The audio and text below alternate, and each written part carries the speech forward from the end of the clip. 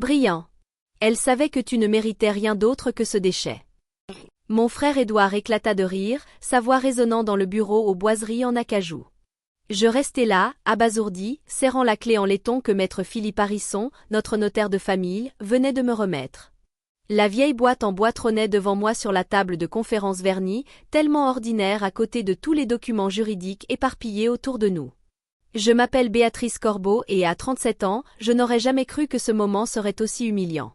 Après une garde de 24 heures à l'hôpital général de Lyon, j'étais arrivée ici en vitesse, encore en blouse médicale, les cheveux attachés à la va-vite, la fatigue me plombant les épaules. Pendant ce temps, Édouard débarquait dans son costume de marque sur mesure, la confiance suintant de lui comme s'il possédait déjà tout ce qu'il voyait. La lecture du testament de notre mère, Marguerite, aurait dû être un moment de recueillement, un hommage à celle qui nous avait élevés seuls après la mort de notre père, alors que je n'avais que 16 ans. Au lieu de ça, c'était l'exécution publique de ma dignité. Maître Harrison venait de terminer la lecture du testament initial, dans lequel je ne recevais qu'une vieille boîte en bois, usée, que notre mère gardait enfermée sous son lit depuis toujours. Édouard, lui, héritait de l'immense majorité des 15 millions d'euros du patrimoine familial, la grande maison familiale à Annecy, les biens immobiliers et tous les placements qui avaient fait la richesse de notre lignée. Regarde-la, poursuivit Édouard, désignant ma tenue d'un air de mépris à peine voilé. Toujours en train de jouer à l'infirmière à son âge, dans son petit appart minable avec sa gamine. Maman a enfin compris qui était le vrai modèle de réussite dans cette famille. Ces mots me poignardèrent, sans pour autant me surprendre. Édouard avait toujours été l'enfant prodige, celui qui séduisait tout le monde avec ses grands sourires et ses cadeaux hors de prix. À 41 ans, il vivait dans un penthouse luxueux au cœur de Paris, conduisait une Audi flambant neuve et travaillait dans un mystérieux cabinet de conseil où les soirées mondaines comptaient plus que les compétences réelles. Il s'était fabriqué une image de fils parfait, destiné à perpétuer l'héritage familial avec panache et élégance. Je baissai les yeux vers la boîte en bois, toute simple, polie par les années. Elle semblait presque se moquer de moi, là posée au milieu des documents juridiques officiels. Maître Harrison se racla la gorge, mal à l'aise, sentant bien la tension qui emplissait la pièce. Le soleil de l'après-midi, filtrant à travers les grandes fenêtres, projetait de longues ombres sur la table, rendant la scène irréelle, presque onirique. Que pouvait bien penser notre mère en me laissant cette vieille boîte et en donnant tout le reste à Édouard? Après tout ce que j'avais sacrifié. Toutes ces nuits de garde pour payer mes études d'infirmière, toutes ces visites à notre mère pendant qu'Édouard était trop occupé à courir les cocktails mondains. L'injustice me serrait la poitrine, un mélange de douleur et d'incrédulité. Petite, c'était différent entre Édouard et moi. Avant que notre père ne meure subitement d'une crise cardiaque, nous formions une famille ordinaire. Maman, directrice d'école, papa, patron d'une petite entreprise de bâtiment, et nous vivions paisiblement dans une maison modeste à Clermont-Ferrand. Édouard avait 4 ans de plus que moi et, à l'époque, il était protecteur envers sa petite sœur. On passait nos étés à faire du vélo dans le quartier et il m'aidait pour mes devoirs sans rechigner. Mais tout avait changé après la mort de papa. Du jour au lendemain, notre famille avait hérité d'une fortune à laquelle on ne s'attendait pas. La société de construction de papa fut rachetée par un grand groupe pour plusieurs millions et ses assurances-vie, placements et actions nous laissèrent bien plus riches qu'on ne savait le gérer. Maman, dépassée par la gestion de tout cet argent, sombrait dans le chagrin et Édouard se transforma presque instantanément en quelqu'un d'autre. Obsédé par les apparences, il convainquit maman de lui acheter une voiture de luxe à 18 ans, prétextant que c'était nécessaire pour son image à la fac. Il s'inscrivit dans une université privée hors de prix, changea entièrement de garde-robe et commença à fréquenter une bande de fils à papa qui méprisaient tout ce qui ne venait pas de la haute bourgeoisie. Moi, j'étais encore au lycée, tentant de faire mon deuil et d'aider maman à tenir debout. Édouard apprenait à manipuler les codes sociaux pour tirer son épingle du jeu. Quand je fus diplômée et que j'annonçai à maman vouloir devenir infirmière, il ne cacha même pas son mépris. « Pourquoi gaspiller ton temps dans un métier d'ouvrière » lança-t-il un soir lors d'un dîner familial particulièrement tendu. « On a de l'argent maintenant, Béatrice. Tu pourrais faire quelque chose de plus, digne. » Mais pour moi, soigner les gens, c'était tout sauf insignifiant. J'avais passé tant d'heures à l'hôpital avec papa avant sa mort, à voir ces infirmières compatissantes et compétentes. Je voulais aider les autres, comme elles nous avaient aidés pendant nos heures les plus sombres. Mais ça, Édouard ne l'a jamais compris. Pour lui, ma vocation n'était qu'un échec social. Une honte qui entachait son image dans les cercles huppés de Paris. Quand je suis tombée enceinte à 25 ans de ma fille Emma, et que son père a disparu au lieu d'assumer ses responsabilités, la déception d'Edouard a atteint un nouveau sommet. Super, avait-il murmuré quand maman lui avait annoncé la nouvelle. Maintenant, elle va être mère célibataire et infirmière. Qu'est-ce que les gens vont penser? Maman m'avait soutenue de bout en bout. Elle m'aidait avec Emma quand elle le pouvait et ne m'avait jamais fait sentir honteuse de mes choix. Mais au fil des années, j'avais bien vu qu'Edouard s'efforçait de saper ma relation avec elle. Il glissait des remarques discrètes sur mes difficultés financières, mes horaires épuisants, le petit appartement qu'Emma et moi partagions. Lui se présentait comme le fils responsable, bâtisseur d'avenir, pendant qu'il me peignait en fille résignée à une vie médiocre. Assise dans cette salle de réunion, je réalisais à quel point sa stratégie avait marché. D'une manière ou d'une autre, il avait réussi à convaincre notre mère qu'il méritait la plus grande part du patrimoine familial. Les mois précédant la mort de maman avaient été particulièrement difficiles pour moi, sans que je comprenne alors l'ampleur de la manipulation d'Edouard dans l'ombre. Maman avait été diagnostiquée d'un cancer du poumon au printemps, malgré le fait qu'elle n'ait jamais fumé une seule cigarette. Les médecins parlaient d'un facteur environnemental, peut-être lié à des années d'exposition à la poussière de chantier de l'entreprise de papa. Mais peu importait la cause, la réalité, c'était qu'on allait la perdre. J'avais aussitôt réorganisé mes horaires pour passer plus de temps avec elle, prenant des gardes le week-end pour compenser les heures perdues en semaine. Emma, maintenant âgée de 12 ans, m'accompagnait souvent après l'école. On s'installait dans la véranda de maman, on jouait aux cartes, on discutait de tout et de rien. Maman semblait chérir ces instants paisibles. Je pensais faire ce qu'il fallait, en privilégiant notre lien au détriment du stress financier. Ce que j'ignorais, c'est qu'Edouard profitait de mes absences pour semer le doute dans son esprit. Brillant. Elle savait que tu ne méritais rien d'autre que ce déchet. Mon frère Edouard éclata de rire, sa voix résonnant dans le bureau aux boiseries en acajou. Je restais là, abasourdi, serrant la clé en laiton que maître Philippe Harrison, notre notaire de famille, venait de me remettre. La vieille boîte en bois trônait devant moi sur la table de conférence vernie, tellement ordinaire à côté de tous les documents juridiques éparpillés autour de nous. Je m'appelle Béatrice Corbeau et à 37 ans, je n'aurais jamais cru que ce moment serait aussi humiliant. Après une garde de 24 heures à l'hôpital général de Lyon, j'étais arrivée ici en vitesse, encore en blouse médicale, les cheveux attachés à la va-vite, la fatigue me plombant les épaules. Pendant ce temps, Edouard débarquait dans son costume de marque sur mesure, la confiance suintant de lui comme s'il possédait déjà tout ce qu'il voyait. La lecture du testament de notre mère, Marguerite, aurait dû être un moment de recueillement, un hommage à celle qui nous avait élevés seuls après la mort de notre père, alors que je n'avais que 16 ans. Au lieu de ça, c'était l'exécution publique de ma dignité. Maître Harrison venait de terminer la lecture du testament initial, dans lequel je ne recevais qu'une vieille boîte en bois, usée, que notre mère gardait enfermée sous son lit depuis toujours.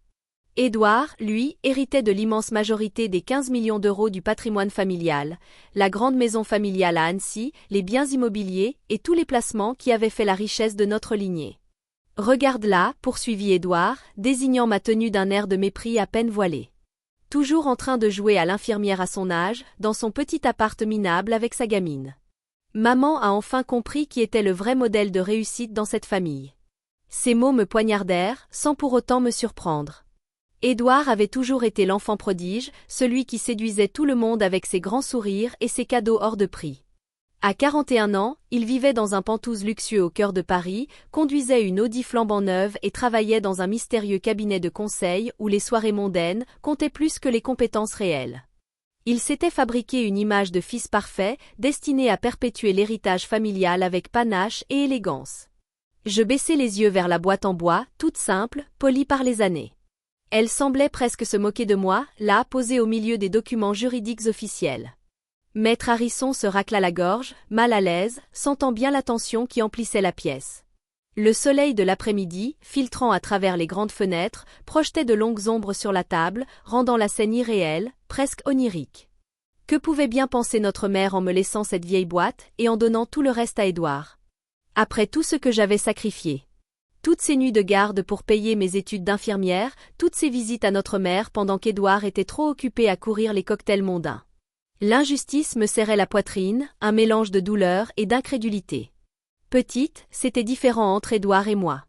Avant que notre père ne meure subitement d'une crise cardiaque, nous formions une famille ordinaire. Maman, directrice d'école, papa, patron d'une petite entreprise de bâtiment, et nous vivions paisiblement dans une maison modeste à Clermont-Ferrand. Édouard avait 4 ans de plus que moi et, à l'époque, il était protecteur envers sa petite sœur. On passait nos étés à faire du vélo dans le quartier et il m'aidait pour mes devoirs sans rechigner. Mais tout avait changé après la mort de papa. Du jour au lendemain, notre famille avait hérité d'une fortune à laquelle on ne s'attendait pas. La société de construction de papa fut rachetée par un grand groupe pour plusieurs millions et ses assurances-vie, placements et actions nous laissèrent bien plus riches qu'on ne savait le gérer. Maman, dépassée par la gestion de tout cet argent, sombrait dans le chagrin et Édouard se transforma presque instantanément en quelqu'un d'autre. Obsédé par les apparences, il convainquit maman de lui acheter une voiture de luxe à 18 ans, prétextant que c'était nécessaire pour son image à la fac. Il s'inscrivit dans une université privée hors de prix, changea entièrement de garde-robe et commença à fréquenter une bande de fils à papa qui méprisaient tout ce qui ne venait pas de la haute bourgeoisie. Moi, j'étais encore au lycée, tentant de faire mon deuil et d'aider maman à tenir debout. Édouard apprenait à manipuler les codes sociaux pour tirer son épingle du jeu. Quand je fus diplômée et que j'annonçai à maman vouloir devenir infirmière, il ne cacha même pas son mépris. « Pourquoi gaspiller ton temps dans un métier d'ouvrière ?» lança-t-il un soir lors d'un dîner familial particulièrement tendu. « On a de l'argent maintenant, Béatrice. Tu pourrais faire quelque chose de plus, digne. » Mais pour moi, soigner les gens, c'était tout sauf insignifiant. J'avais passé tant d'heures à l'hôpital avec papa avant sa mort, à voir ces infirmières compatissantes et compétentes. Je voulais aider les autres, comme elles nous avaient aidés pendant nos heures les plus sombres. Mais ça, Édouard ne l'a jamais compris. Pour lui, ma vocation n'était qu'un échec social. Une honte qui entachait son image dans les cercles huppés de Paris. Quand je suis tombée enceinte à 25 ans de ma fille Emma, et que son père a disparu au lieu d'assumer ses responsabilités, la déception d'Édouard a atteint un nouveau sommet. « Super », avait-il murmuré quand maman lui avait annoncé la nouvelle. Maintenant, elle va être mère célibataire et infirmière. Qu'est-ce que les gens vont penser? Maman m'avait soutenue de bout en bout. Elle m'aidait avec Emma quand elle le pouvait et ne m'avait jamais fait sentir honteuse de mes choix. Mais au fil des années, j'avais bien vu qu'Édouard s'efforçait de saper ma relation avec elle. Il glissait des remarques discrètes sur mes difficultés financières, mes horaires épuisants, le petit appartement qu'Emma et moi partagions.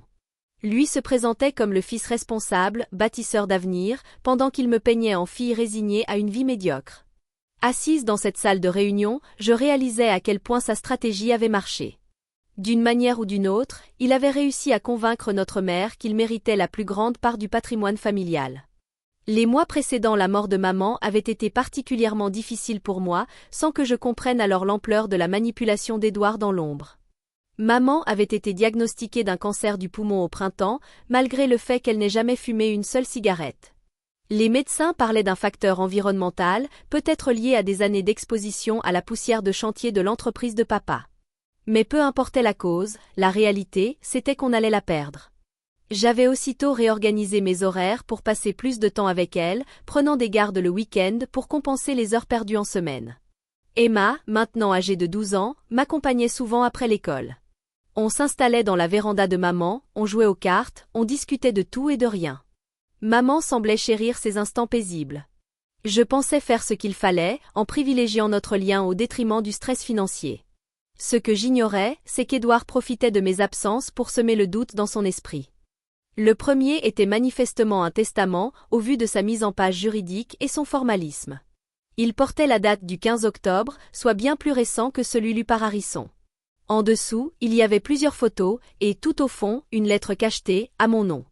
Ce testament est daté du 15 octobre, annonçai-je, ma voix se raffermissant à mesure que je comprenais ce que cela impliquait. C'est presque 2 mois après celui que vous venez de lire, maître Harrison. Édouard se leva brusquement, sa chaise roulant contre le mur dans un fracas sec. « Laisse-moi voir ça. » dit-il en tendant la main à travers la table. « C'est sûrement une erreur. Une fraude. » Maman était sous médicaments en octobre, elle n'avait plus toute sa tête. Harrison leva calmement la main pour l'arrêter. « S'il vous plaît, procédons dans les règles. Béatrice, puis-je examiner ce document ? » Je lui tendis le testament, cette fois sans trembler. À mesure qu'il lisait, les sourcils de maître Harrison grimpaient sur son front. Après plusieurs minutes de lecture attentive, il releva la tête, visiblement stupéfait. « Ce document semble parfaitement valide, déclara-t-il lentement. Il est conforme, signé, authentifié et contresigné. D'après ce testament, Marguerite Corbeau lègue 80% de sa fortune à Béatrice Corbeau et 20% à Édouard Corbeau. Il marqua une pause, laissant le temps aux mots de faire leur effet. De plus, elle y explique en détail les raisons de cette répartition. Le sang quitta aussitôt le visage d'Édouard. Il resta figé un instant, puis explosa. « C'est impossible !» hurla-t-il, agrippant le bord de la table. Elle m'avait promis la majorité. On en a parlé des dizaines de fois. Elle savait que j'étais le plus responsable, celui qui saurait préserver le patrimoine familial. Édouard, reprenez-vous, intervint fermement Harrison. Laissez-moi finir la lecture des pièces justificatives. Mais Édouard avait déjà perdu tout contrôle. Son masque de raffinement et de maîtrise s'effondrait sous mes yeux. C'est un faux, s'écria-t-il, la voix tremblante de rage. Quelqu'un a falsifié ce document. Peut-être Béatrice elle-même. Elle avait accès à la maison. Elle a très bien pu cacher cette boîte. Tout ça, c'est une mise en scène. Je retrouvai enfin ma voix. Édouard, arrête. Ça suffit. Mes paroles sonnèrent plus fermes que je ne me sentais vraiment. Mais voir sa panique me donna du courage. Tu sais très bien que maman gardait cette boîte verrouillée depuis toujours. Tu t'en es même moqué plus d'une fois. Ce n'est pas un faux. Harrison poursuivit sa lecture, le visage de plus en plus grave à chaque page. Il y a ici de nombreuses notes, dans lesquelles Marguerite décrit ce qu'elle a observé au fil des dernières années. Elle détaille plusieurs comportements qu'elle considère comme manipulateurs, des pressions financières répétées exercées par Édouard. Et, en contraste, elle souligne la constance des soins et des sacrifices de Béatrice. Il se racla la gorge avant de lire à voix haute, dans un ton plus solennel. J'ai passé les dernières années à observer attentivement mes deux enfants et j'en suis venu à la conclusion que mon jugement initial sur leur caractère était profondément erroné. J'ai été influencé par le charme d'Édouard et par sa réussite apparente, sans voir la manipulation derrière ses belles manières. Édouard frappa violemment la table, faisant sursauter tous les papiers. « C'est de la folie !» hurla-t-il. Elle était en train de mourir, Harrison. Sous morphine et autres médicaments. Elle n'était pas en état de prendre de telles décisions. Harrison leva un doigt pour réclamer le silence, puis continua calmement. Ces 5 dernières années, Édouard m'a régulièrement demandé des avances sur son héritage, prétextant des projets professionnels urgents.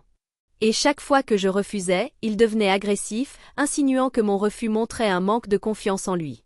Il m'a clairement fait comprendre qu'il s'attendait à recevoir la majorité de la succession, s'estimant légitime en raison de son éducation et de ses relations sociales. Ma mâchoire se décrocha presque en entendant ces mots. Je savais qu'Édouard était intéressé et prétentieux, mais je n'avais pas réalisé à quel point il avait mis maman sous pression. Moi qui croyais que son inquiétude, ces derniers mois, venait uniquement de la maladie. Je n'imaginais pas que son propre fils ajoutait un fardeau financier à sa souffrance. Harrison poursuivit. Béatrice, elle, ne m'a jamais rien demandé d'autre que quelques prêts d'urgence, toujours remboursés rapidement. Elle travaille jour et nuit pour subvenir aux besoins de sa fille, tout en prenant le temps de venir me voir régulièrement. Dès l'annonce de mon cancer, elle a réorganisé tout son emploi du temps pour être présente à mes côtés, malgré les conséquences financières pour sa famille. La posture assurée d'Édouard s'effondra d'un coup. Il se laissa tomber dans sa chaise, le visage rouge de colère et d'humiliation. Elle l'a retourné contre moi, marmonna-t-il. Béatrice lui a monté la tête. C'est elle qui l'a influencé. Mais il n'y croyait même plus lui-même. Et Harrison n'avait pas terminé. J'ai joint à cette lettre des photos des cadeaux qu'Édouard m'a apportés pendant ma maladie. Tous portaient encore leur étiquette de prix, preuve qu'ils considéraient ces gestes comme des investissements financiers et non comme des marques d'amour sincère. Je possède également des preuves de 3 tentatives de sa part pour me faire modifier mon testament en sa faveur, en me disant que les choix de vie de Béatrice la rendaient inapte à gérer un héritage important. Harrison étala les photos sur la table. Des compositions florales luxueuses avec les prix bien visibles. Des bouteilles de vin avec les autocollants du magasin. Même des cartes cadeaux affichant clairement leur montant. Chaque image racontait la même chose. L'histoire d'un homme qui croyait que l'amour pouvait s'acheter et se comptabiliser.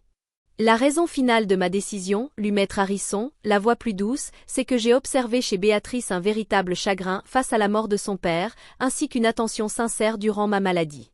Les visites d'Édouard incluaient toujours des demandes d'argent ou des conversations sur l'héritage. Celle de Béatrice, elle, était simplement là pour passer du temps avec moi. Un enfant me voit comme un compte bancaire. L'autre me voit comme une mère. Édouard se leva lentement, ses gestes devenus étrangement mécaniques. Son visage, d'abord écarlate, était désormais blême. Il fixait les photos étalées sur la table comme s'il s'agissait de preuves à charge dans un procès. « C'est pas possible, murmura-t-il. J'avais tout planifié. C'était moi qui devais hériter. J'ai besoin de cet argent. » Sa voix, d'habitude si sûre, vibrait désormais d'une panique sincère. Pour la première fois en 20 ans, le masque d'Édouard était tombé. Il n'y avait plus ni assurance ni façade. Ses cheveux autrefois impeccables retombaient sur son front tandis qu'il se penchait sur la table, si agrippant comme si c'était la seule chose qui l'empêchait de s'effondrer. Son costume hors de prix, symbole de sa réussite, ressemblait maintenant à un costume d'emprunt, porté pour un rôle qu'il venait de perdre. « Vous ne comprenez pas, lança-t-il, la voix brisée par la détresse. J'ai déjà pris des engagements en comptant sur cet héritage. J'ai acheté le Penthouse, pensant que j'aurais les fonds. Je vis à crédit depuis des mois. J'attendais ce jour pour tout rembourser. » Maître Harrison resta imperturbable, repliant les documents avec calme malgré la tension. « D'après le testament légal, celui que votre mère souhaitait voir appliqué, vous hériterez de 20% de la succession, Édouard. Cela représente environ 3 millions d'euros. Ce que beaucoup considéreraient comme une somme considérable. 3 millions ? S'étrangla Édouard. Mais je comptais sur 12. Vous vous rendez compte de ce que je dois ? Le prêt du Penthouse est de 8 000 par mois. Les mensualités de la voiture, les cartes de crédit, mon abonnement au club privé que je ne peux pas résilier à cause de mes relations professionnelles. » Il passa les mains dans ses cheveux, ruinant sa coiffure avec un geste de frustration. « J'ai bâti tout mon mode de vie sur cet héritage. » Je le regardais s'effondrer, à la fois choqué et étrangement soulagé. Jamais je ne l'avais vu perdre ainsi le contrôle. Et jamais je n'aurais imaginé à quel point sa réussite n'était qu'un château de cartes construit sur des dettes et des illusions. Par ailleurs, ajouta calmement Harrison, votre mère a précisé que votre part serait placée dans une fiducie, avec des versements échelonnés sur 10 ans, justement pour éviter tout comportement impulsif. Elle a pris grand soin d'organiser cela. Ces mots frappèrent Édouard comme une claque. Un fonds bloqué signifiait qu'il n'aurait pas accès à l'argent immédiatement. Pas de quoi effacer ses dettes. Pas de quoi sauver son mode de vie. Son visage se décomposa. Et, pendant un court instant, je revis le petit garçon apeuré qu'il avait été autrefois. Celui qui pleurait quand papa le grondait après une bêtise. Puis, sans prévenir, Édouard explosa. Dans un élan de rage, il leva le poing et frappa violemment le mur en acajou derrière lui. Le choc résonna dans le silence comme un coup de feu. Ses jointures éclatèrent instantanément, du sang commença à goutter sur le tapis hors de prix du bureau. « C'est pas vrai !»